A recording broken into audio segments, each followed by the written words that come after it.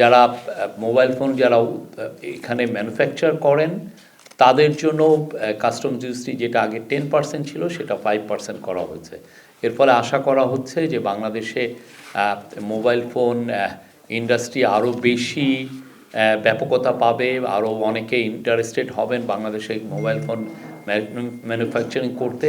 এবং আপনারা জানেন যে বাংলাদেশে প্রচুর বিদেশ থেকে ইউজ মোবাইল ফোন আনা হয়, এনে কিছুটা রিফারবিশ করে এটা বিক্রি করা হয়। এতে আমাদের ক্রেতা সাধারণ যথেষ্ট ক্ষতিগ্রস্ত হন, আমরাও সরকারও অনেক ট্যাক্স থেকে বঞ্চিত হন।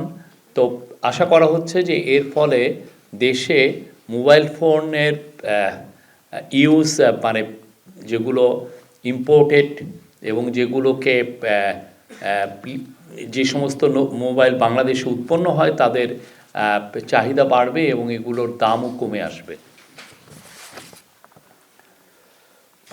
আর একটা আজকে কালকের বিশাল জানাজা, জাতীয় নেত্রী খালেদা জিয়ার কালকে জানাজা ছিল এবং দাফন ছিল রাষ্ট্রীয় ভাবে, তাকে রাষ্ট্রীয় সম্মানের সাথে তাকে দাফন করা হয়। সে বিষয়ে আলোচনা হয় এবং সংশ্লিষ্ট যারা ছিলেন এই বিশাল আয়োজনে, যাতে সিকিউরিটি এবং অন্যান্য বিষয়গুলোতে তাদেরকে ধন্যবাদ দেওয়া হয়।